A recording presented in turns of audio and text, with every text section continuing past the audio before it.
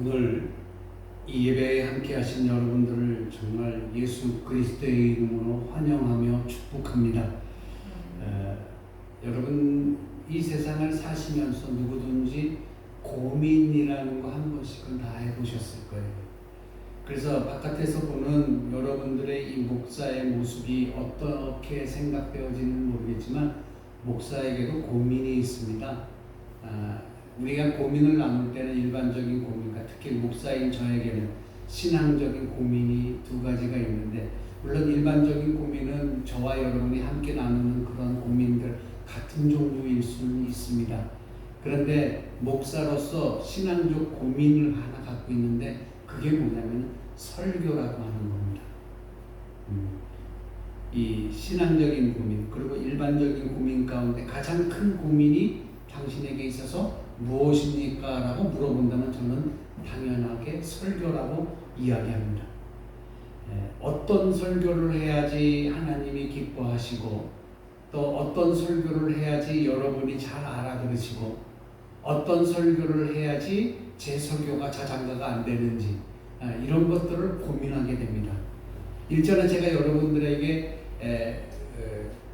간증한 적도 있었지만, 제가 여기 부임하면서도 그리고 부교육자 생활하면서도 가장 크게 고민했던 것이 설교 부분인데, 특별히 담임 목사가 이 교회에 올 때 걱정했던 것이 설교였었어요. 그래서 새벽에 강단에 무릎 꿇고 기도하는데 어느 날 갑자기 하나님이 그런 말씀을 하세요. 야, 무슨 걱정이 그렇게 많냐? 응? 무슨 걱정이 많아? 설교? 그건 신경 쓰지 마. 너는 나에게만 신경 써. 이렇게 말씀하시는 거예요. 그들이 들을 수 있는 귀는 내가 열어주는 거야. 네가 아무리 명언을 한다 해도 그들이 귀를 닫고 있으면 안 되네. 그러니까 설교에 대해서 고민하지 마. 그러니까 걱정하지 마. 이렇게 말씀하시면서 저에게 기쁨을 주신 적이 있어요. 그런데 그럼에도 여전히 설교는 부담스러워. 어떻게 말씀을 준비해야 되는지, 그리고 준비하는 과정 아시잖아요. 오늘 설교가 끝나면 오늘 저녁 오후에 들어가서부터 본문을 고르기 바쁩니다. 본문을 골라야 돼. 성경을 읽으면서 오늘 이번에는 구약에서 성경을 봐야지. 그래서 무작정 탁 펴니다. 펴가지고 거기서 나오는 성경을 읽고 거기서 감동되고 내 마음이 와닿아지는 것을 설교의 본문을 정하고, 그 다음에 일주일 동안 그 중에 3일은 제목을 정합니다. 월, 화, 수는 제목을 정해요. 그리고 목, 금, 토는 이제 설교의 본문, 원문까지 정하면서 다듬고. 그래서 토요일 날 보통 제가 자는 시간이 1시 정도, 2시 정도 돼요. 왜냐하면 마지막으로 점검해야 하니까. 이렇게 이제 설교가 굉장히 목사들에게는 큰 부담이 됩니다.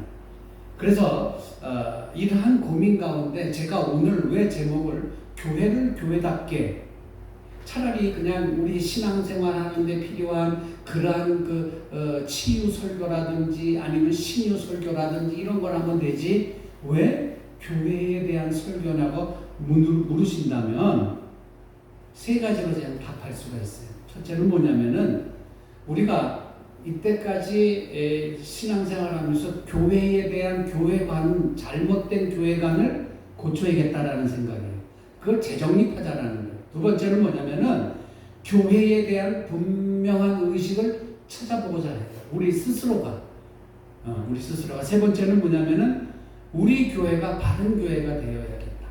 하나님의 계속적인 쓰임으로 그리고 성서적 교회가 되는 것이 우리 교회가 해야 될 일이다라는 생각을 했어요. 그래서 여러분이 왜 오늘은 교회에 대한 설교를 하십니까? 라고 얘기하면 첫 번째는 교회관, 잘못된 교회관을 바꾸는 것. 그 다음에 성경적인 교회에 대해서 분명한 의식을 찾아보는 것. 그 다음에 우리 교회가 바른 교회가 되고 그리고 하나님으로부터 계속적인 쓰임을 받는 성서적인 교회가 되는 것. 이렇게 이야기할 수가 있습니다. 여러분, 한국 교회가 어디로 가고 있다 생각하세요? 여러분들 예전에 자꾸 제가 몇 번 말씀드리는데, 여러분 우리가 한 70년대 또 80년대 90년대 초반까지만 해도 기도원이 굉장히 성행했었어요. 기도원에 가서 크게 유명한 목사님들이 설교한다 며칠 여름 대성회 겨울 대성회 하면은 미어 크도록 저도 많이 가보고 여러분들 많이 가보고 그랬을 거예요. 그곳에 가서 하나님의 말씀을 듣고 은혜 받고 목이 터져라 기도했던 때가 있어요. 그런 시절 이 한국의 신앙적 부흥 시기가 지나가고 2000년대 들어오면서 한국 교회의 신앙적인 모습들이 점점점 쇠퇴해져 가기 시작했어요. 그래서 지금에 와서 작금에 와서 모든 사람들이 그리고 특히 한국 교회의 목회자들이 한국 교회에 묻습니다. 도대체 지금 한국 교회는 어디로 가고 있는 겁니까? 이것이 가장 어려운 문제예요. 우리 교회가 20, 30년 전만 해도 지금의 2배는 넘었어요. 아니, 코로나가 오기 전에도 이거 2배는 넘었어요. 보통 24명, 26명이 참여하셨으니까 거의 여기서 보면은 꽉 찼어요. 그런데 코로나라고 하는 악재도 있었지만 그 이전에 뭐가 있었냐면 성도들이 성서적 교회에 대한 관심들이 점점 없어지기 시작했어요. 그러한 지금의 교회 모습을 보시고 과연 하나님이 한국 교회를 계속 축복하시고 쓰시겠냐 이거예요. 이게 가장 큰 고민 중에 하나예요. 또 근데 여러분 가운데 이런 가운데 하나님이 한국 교회 아니 우리 교회를 계속 축복하시고 쓰시겠습니까? 라고 질문한다면은 속 시원하게 답할 예라고 대답할 분들이 과연 몇 분이나 있느냐 이거예요. 그러면서 예라고 대답하면서 한국 교회는 지금 정상적이고 성도들도 하나님의 의도하는 그 목적대로 교회 생활을 잘하고 있고 우리 교회는 하나님이 쓰시는 꼭 목적대로 쓰이신 그 교회 그리고 이 시대에서 빛을 발하는 교회가 될 것입니다라고 자신 있게 이야기할 수 있는 성도가 과연 이 땅 위에 몇 명이나 있느냐 이거예요. 죄송하지만요. 저의 생각은 이러한 물음을 했을 때 긍정적인 대답보다는 부정적으로 더 크게 무게가 실립니다. 이렇게 봅니다. 그 이유가 뭐냐? 그리고 책임이 누구에게 있는가를 따져서 파헤치자는 것이 아니라 이런 심각성을 이러한 현대의 교회에 관한 심각성을 피부로 느끼지 못하니까는 그러는 거예요. 그래서 지금이라도 이런 심각성을 피부로 느끼고 이제라도 교회를 회복하자라고 하는 그 마음이 지금 담겨져 있어요. 한국 교회가 여기서 더 이상 버림받기 전에 우리 회복하자 이거예요. 여러분 나가면 전도 됩니까? 전도 안 돼요. 도시에 있는 교회들도 전도 프로그램 안 해요. 교단에서 여러 가지 프로그램을 넣고 농어촌 교회가 어쩌고 뭐 이렇게 세미나를 열고 하는데 강사들은 다 좋아요. 가면 우리 교회하고 안 맞아요. 그 강사는 자기 교회에 예시하는 자기 교회 환경 주변이나 다 그런 걸 예시로 했기 때문에 그걸 그대로 갖고 와서 쓰려니까 맞지도 않는다 이거예요. 여러분 생각해 보세요. 하나님이 교회를 왜 세우셨을까요? 하나님이 교회를 세우시고 그 교회에 의도하신 바가 무엇이겠나? 이 목적을 우리는 분명히 알아야 돼요. 내가 나이 먹고 우리 선교사님 지난주 말씀하신 전해주실 때도 그랬어요. 여러분 나이는 상관하지 않아요.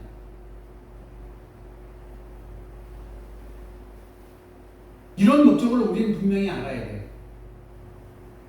우리의 교회 생활과 교회 안에 허락된 모든 것을 누리는데 손해보지 않아요. 이걸 알아야지.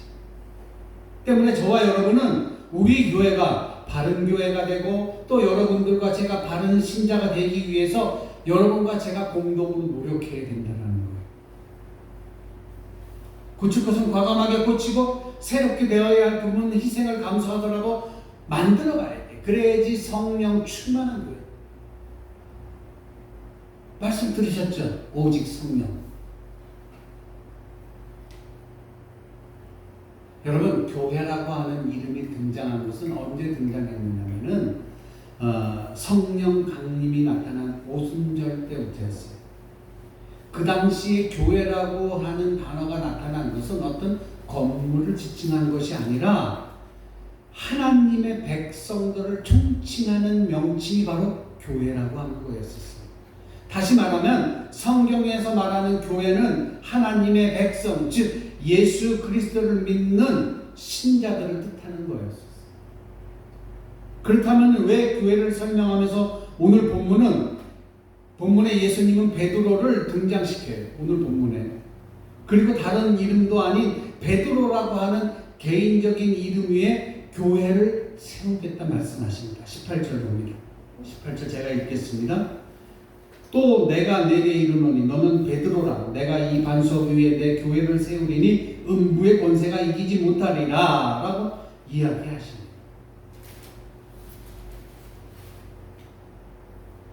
이 말씀을 잘못 이해하면은 베드로를 우위에 놓는 말씀을 강조하는 그런 천주교가 되어버립니다. 여러분 잘 알아야 될 건, 오늘 18절 말씀을 잘 알아야 될 것은 뭐냐면은 베드로 위에 교회를 세운다는 것은 베드로 그 사람 자체를 지칭하는 것이 아니라 베드로의 신앙 고백에 세운다는 거예요. 16절입니다. 16절, 오늘 본문 시작되는 16절이죠. 시몬 베드로가 대답하여 이르시되 주는 그리스도의 살아계신 하나님의 아들이시니. 이 베드로의 고백 위에 교회를 세우신다는 뜻이지 베드로라는 사람 위에 교회를 세우겠다는 이야기가 아니에요. 이 이야기를 전부 다 우리가 잘못 생각하니까 우리 이 개신교가 뭐 천주교 뭐 비슷하지 뭐 다른 게 뭐가 있냐 이렇게 얘기했어요. 그게 아니에요. 베드로 네 이름 위에 교회를 세우겠다라고 하는 것은 건물을 지칭하는 것도 아니고 베드로를 뜻하는 것도 아니고 베드로가 이야기한 베드로의 신앙 고백 위에 주는 그리스도시요 살아계신 하나님의 아들이십니다 하는 그 말씀 위에 교회를 세우는 거예요.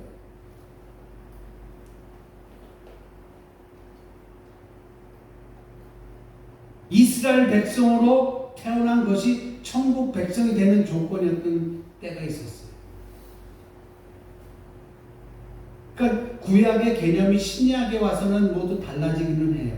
그러니까 이스라엘 백성이어야만 되는 그런 때가 있었어요. 조금 더 깊이 생각하면 구약에서 하나님의 자녀가 되려면 무엇을 근거로 했냐면 이스라엘 백성들은 어떤 의식이 있었냐면 선민의식이 있었어요. 자기가 선택받은 민족이다. 나는 선택받은 사람이다. 누구에게? 하나님에게. 그래서 교회의 일원이 되기 위해서는 이 선민의식이 있어야 되는데 선민의식, 선택받은 민족은 이스라엘 민족밖에 없었어요. 이방인도 안 됐었어요. 그래서 이스라엘 국적을 가지는 것이 하나님의 백성이 되는 유일한 근거였었어요. 그러던 구약의 개념이 신약에 넘어와서는 완전히 달라지잖아요. 그것은 예수 그리스도를 주라 시인하는 신앙 고백으로 하나님의 백성이 되는 거예요. 구약은 선민의식에 의해 이스라엘 백성, 유다 백성이 하나님의 나라 백성이 되지만 신약에 넘어와서는 그게 완전히 뒤집어지잖아요. 주를 그리스도라 고백하는 모든 사람에게 하나님의 백성이 되는 거예요. 그러니까 구약하고 신약하고 그렇게 다른 거예요. 그러니까 예전에는 구약에서는 국적의 문제가 되었다면은 신약에 넘어와서는 고백의 문제가 되는 거예요. 그 오늘 이 본문에도 보면은 베드로의 신앙 고백이 있잖아요. 그래서 반석 위에 교회를 세운다는 말은 베드로를 가리켜 말하는 것이 아니라 그것이 구약의 배경을 갖고 있었다는 거예요.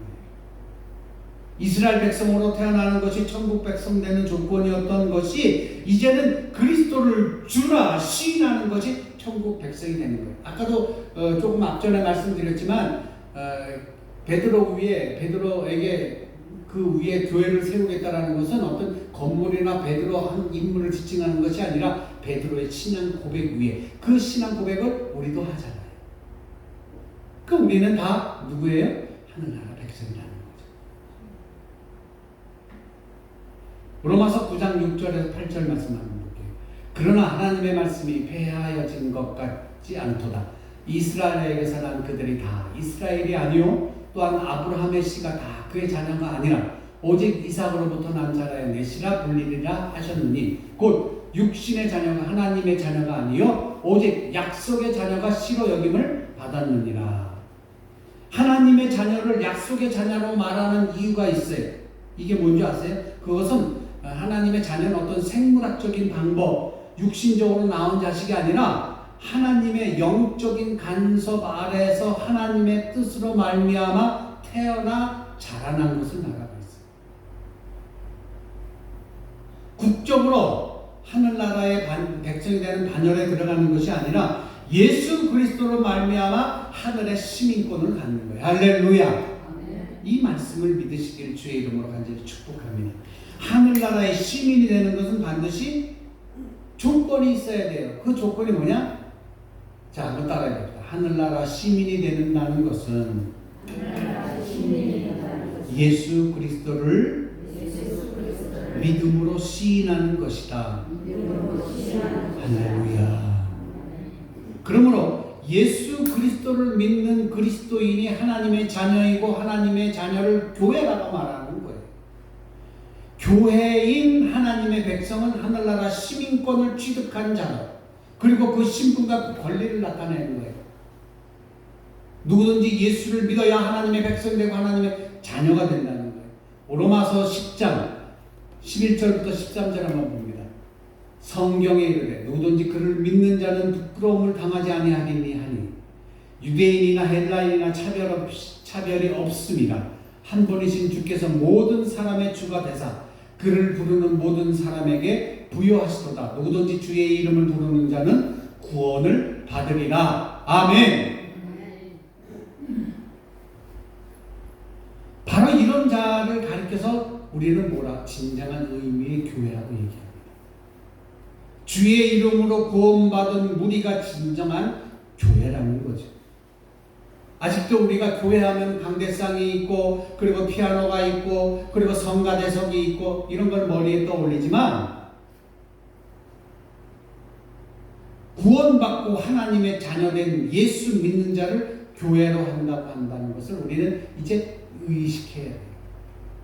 그러므로 구원받은 자녀가 없다면은 그 교회가 건물이 피가 반짝하고 큰 건물이라도 그 교회 안에 있는 사람들, 즉 그리스도인이라 이야기하는 자기 말로 그리스도인이라 얘기하는 사람들 중에 하나님의 자녀된 자가 없다면 그건 교회가 아닙니다. 그러나 교회는 다 허물어져 가지만 그리고 교인이 2명밖에 없지만 그 2명이 하나님의 자녀된 구원의 확신이 있는 자라면 그것은 교회가 맞습니다. 하나님이 그렇다면 왜 이 교회라는 걸 만드셨을까? 교회를 하여금 하나님이 원하시는 게 뭘까? 에베소서 1장 4절과 5절입니다. 곧 창세전에 그리스도 안에서 우리를 택하사 우리로 사랑 안에서 그 앞에 거룩하고 흠이 없게 하시려고 그 기쁘신 뜻대로 우리를 예정하사. 그리고 에베소서 1장 9절에 10절에 보면 그 뜻의 비밀을 우리에게 알리셨으니 곧 그 기쁘심을 따라 그리스도 안에서 때가 참 경륜을 위하여 예정하신 것이니 하늘에 있는 것이나 땅에 있는 것이 다 그리스도 안에서 통일되게 하려 하시며 마찬가지로 그리스도 에베소서 1장 22절과 23절에 보면 또 만물을 그 발 아래 복종하게 하시고 그 만물 위에 교회의 머리로 주셨느니라. 교회는 그의 몸이니 만물 안에서 만물을 충만케 하시는 자의 충만이시다. 자, 이게 에베소서 1장에 나와 있는 말씀이에요. 하나님께서는 온 우주 만물을 예수 그리스도라고 이름 안에서 통일되게 하셨어요. 예수 그리스도를 온 우주 만물의 권세자를 삼으시고 또한 주관자를 삼으셨지만 우리에게는 주관자 정도가 아니라 조금 더 세밀하게 밀접하게 한다면 누구를? 예수 그리스도를 머리로 하고 우리는 그 몸으로 하는 예수 그리스도와 우리가 머리와 몸이 한 유기체로 움직이는 하나라는 것이죠. 그렇게 묶어놓으셨어요. 그래서 성도는 소속과 신분의 차원에서만 얘기하자면은 하나님의 백성이요 하나님의 자녀라는 거예요. 그렇게 따지면 교회라는 이름을 붙일 것이 없이 성도가 자녀라 백성이라 하면 되는데 왜 하나님은 그의 자녀들을 영광의 자리, 온전하고 거룩하고 흠이 없는 자리까지 요구하시면서 교회라는 이름을 붙이셨습니까? 바로 예수 그리스도 때문에 그래요. 그리고 베드로의 고백처럼 여러분의 고백을 원하셨기 때문에 그렇다. 그렇게 예수 그리스도를 묶어놓고 성도들을 어떻게 되도록 끌고 가시는지 아세요? 에베소서 5장 말씀 볼게요. 이는 곧 물로 씻어 말씀으로 깨끗하게 하사 거룩하게 하시고 자기 앞에 영광스러운 교회로 세우사 티나 주름 잡힌 것이나 이런 것들이 없이 거룩하고 흠이 없게 하려 하심이라. 아멘. 이것이 이 에베소서 5장 26절과 27의 말씀이 바로 교회를 만드신 하나님께서 교회를 만드신 본질이에요. 물로 씻어 말씀으로 우리를 깨끗하게 하셨어요. 그리고 자기 앞에 하나님 앞에 영광스러운 교회로 세우고 티나 주름 잡힌 것이나 이런 것 없이 거룩하고 흠이 없게 하려 하시라. 이게 교회를 세우신 하나님의 목적이라는 거죠. 그러므로 교회된 성도를 설명할 때에 우리는 성경을 많이 보라, 전도를 많이 하라, 구제를 많이 하라, 섬김을 많이 하라, 봉사를 많이 하라, 어떤 일을 하라고 교회를 부르시고 묶으신 것도 있지만 이런 것도 모두 들어가지만 1차적으로 중요한 것이 있어요. 그 1차적으로 중요한 것은 교회의 목적은 뭐냐? 오늘 조금 전에 봤던 말씀대로 말씀으로 거룩하게 하사. 이 거룩하게 되어지는 거예요. 거룩하게 되어지는 것. 그리고 흠이 없는 자가 돼요. 오히려 적극적으로 영광스러운 성도의 모습을 가져라. 이거예요. 그러므로 성도에게 하나님이 요구하시는 것은 뭐냐면은 하나님을 위하여 어떤 일을 하라, 무엇을 하라는 것보다도 성도로서 당연히 추구하고 따라야 될 그리스도인의 본래적인 변화를 소중하게 여긴다는 거예요. 여러분, 교회는 뭔지 아세요? 교회는 존재이지 일이 아니에요. 영어로 하자면 그래요. 교회는 be, 존재. 교회는 doing, 일하는 것이 아니에요. 교회는 존재 그 자체예요. 어떤 행함이 중요한 것이 아니라 어떤 됨이 중요한 거예요. 그리스도인, 하늘나라 백성 됨이 중요한 거지 교회에 와서 어떤 일을 했다가 중요한 것이 아니라는 거예요. 그렇고 하나님은 신자들을 거룩하고 흠없고 온전한 자로 만들기 위해서 뭐를 세우셨냐? 교회를 세우셨어요. 이를 위해서 하나님은 자기를 부인하고 자기 십자가를 지는 싸움을 하도록 우리 개개인에게 주셨어요. 우리가 싸워야 돼요. 교회는 변화가 일어나요. 올바른 교회예요. 성경적인 교회예요. 예수 그리스도를 만나고 예수 그리스도로 말미암아 그에게 신앙 고백한 자들은 분명하게 변화가 있습니다. 그래서 교회는 변화되어야 된다는 거죠. 변화가 어떻게 일어나는지 아십니까? 은혜를 받아야 변화가 일어나요. 하나님 말씀에 대한 찔림이 있으셔야 돼요. 가끔 제 아내가 그래요. 칭찬하는 건 아니지만 오늘 말씀은 꼭 나를 두고 하는 것 같아요. 그리고 우리 성도님들 가운데서도 그런 말씀을 종종 인사하고 나가시는 통에 그런 이야기를 하시는 것 같아요. 오늘 말씀이, 오늘 설교가 꼭 나를 꼭 집어서 하는 것 같아 라고 말씀하신 우리 권사님들도 계세요. 이렇게 말씀에 찔림이 있어요. 말씀에 찔림. 그리고 죄의식이 있어야 되고 회개가 일어나야 된다는 거죠. 그래야 변화가 찾아오는 거예요. 여러분, 교회 오는 목적 중에 첫 번째 은혜가 뭐예요? 은혜 받으라고 이 자리에 오셨어요. 저는 이러한 말씀을 전하면서도 마음에 불안함이 없는 건 뭐냐면은 분명히 하나님 나한테 약속하셨거든요. 야, 너는 나한테만 신경 써. 하나님이 당신하고 나하고 인격적인 관계를 분명하게 하라고 말씀하셨어요. 그리고 제 입술을 통해서 선포되어지는 말씀을 들을 수 있는 귀는 하나님이 여러분의 귀를 열어주시겠다고 했어요. 할렐루야. 그래서 저는 걱정이 없어요. 목사가 하는 설교는요, 하나님의 말씀을 대신 전하는 하나님의 음성이에요. 그렇다고 하나님의 음성이 지금 내 음성이 아니라는 거죠. 제 통한 육신적인 음성을 통하여 여러분의 영적인 울림이 있는 거예요. 그게 찔림이요, 그게 그게 죄책감이요, 그게 회개함이에요. 성도는 목사의 설교를 들을 때 어떤 마음을 가져야 되느냐? 목사의 설교가 아니라 목사님을 통하여 대언되어지는 하나님의 음성을 듣고자 하는 간절한 마음이 있어야 돼요.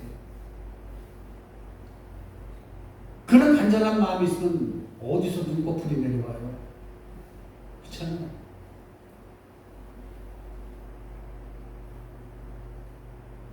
여러분이 학교 와서도 그래요.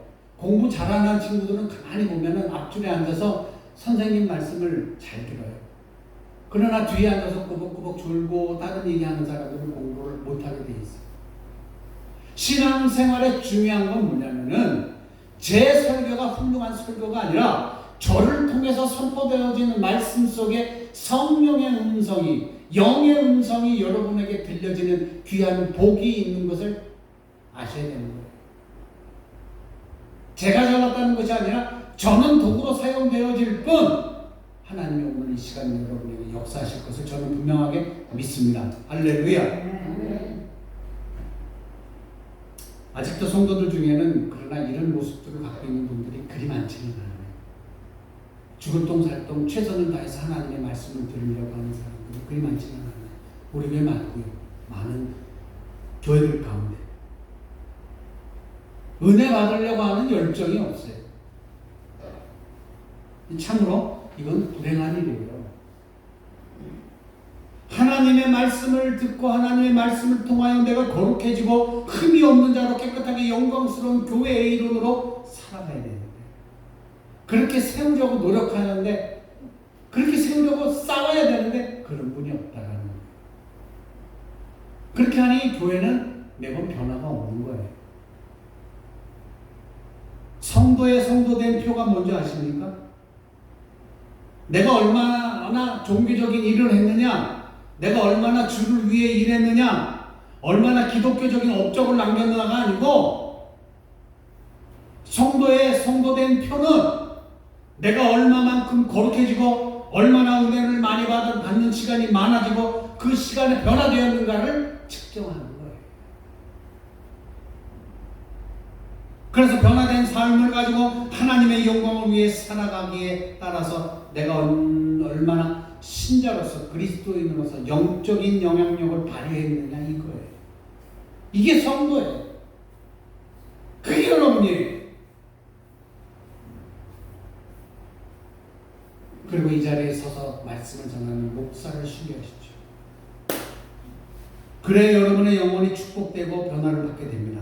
성도의 영혼에 꼴을 먹이고 영혼을 책임을 지고 영혼을 맡은 자가 바로 목사예요. 말씀이 들려야 돼요. 꽃에는 물을 줘야 자라나요. 성도는 말씀을 들어야 자라나요. 이렇게 거룩하고 흠이 없는 그리스도인이 되기 위해 내 약한 부분들을 드러내고 온 힘을 쏟고, 그래서 여러분들이 그런 마음으로 모여서 무엇을 만드는지 아세요? 교회답게 만드는 거예요. 할렐루야. 우리 교회가 60년 정도 됐어요. 그죠? 여기서 조금 올라가니까 보생교회 혹시 아세요? 보생교회. 이순희 수생 보생교회 어딘지 아시죠? 네, 삼소 지나서 쭉 가면 보생교회 있잖아요. 그게 가기 전에. 네. 그 교회가 보니까 22년 됐더라고요. 우리 교회 60년이에요. 여러분, 우리 교회 60년의 역사 속에 우리 교회 성도된 자녀들로부터 목사님이 여러 분 나왔어요. 장로님도 여러 분 나왔죠. 권사님들은 이도 손으로 셀 수가 없이 많이 나왔어요. 우리 교회는 영적인 교회입니다. 할렐루야. 얼마나 기분 좋아요. 다만 그냥 세월적인 역사만 아주 그냥 좋은 게 아니라 영적인 업적 면에서 우리 교회는 좋아요. 목사님이 몇 분이요, 장로님이 몇 분이요, 권사님이 수도 없어. 거기 집사님들까지 따지면 뭐 손가락이 없지요. 목사님은 여유 있는 년 그죠? 예. 얼마나 저력 있는 교회. 그 저력 있는 교회의 성도님들이 바로 여러분이에요. 그렇기 위해서는 어떻게 되느냐? 말씀을 듣기 위해, 은혜 받기 위해 열정을 다해야 돼요. 할렐루야. 좀 내가 나이 먹고 눈꺼풀이 조금 무거워 이제는 좀 눈떠요. 안 되면 그냥 이쑤시개 갖고 오셔서 받쳐놓든지. 아니 그 정도로 열정을 좀 가지시라는 거예요. 하나님의 음성을 듣기 위해서 열정을 가지시라. 이거는 제가 여러분에게 인정을 받고 칭찬 듣기 위해서 드리는 말씀이 아니라 저는 목사로서 진정으로 여러분들이 복받은 사람을 구경하는 구경꾼이 아니라 복받은 당사자이길 바라서 하는 겁니다. 할렐루야. 그래서 우리 모두가 한국 교회를 위해서 기도하고 그리고 한국 교회가 이런 교회가 되길 바라고 그러기 위해서는 우리 교회가 먼저 그런 교회가 돼야 돼요.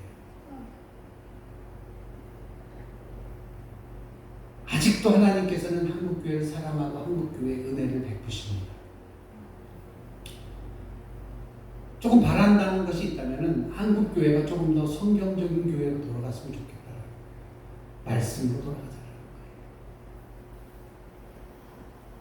먼저 교회의 건물을 세우지 않고 한 사람 한 사람을 교회라 칭하셨어요. 그리고 바른 신앙 고백 위에 오직 말씀과 거룩해지려는 열정으로 흠이 없는 하나님의 백성으로 부르심 여러분은 받으셨다는 거예요. 내가 여러분이 온전한 그리스도인으로 깨끗하고 거룩한 성도로 서 있으면 교회는 자연히 우리 교회는 자연히 신령한 교회 그리고 온전한 교회가 됨을 믿으시길 주의 이름으로 간절히 축복합니다. 우리 교회가 지역사회에서 교회를 교회답게 그리고 교회가 교회를 교회답게 하면서 회복시키는 그러한 일, 곧 나의 믿음이 회복되는 그러니까 교회가 교회다움으로 회복되어지는 것은 다시 얘기해서 교회라고 하면 건물이 아니라 여러분 개개인이라고 하죠. 여러분 개개인이 회복되어지는 그러한 일들이 되었으면 좋겠다.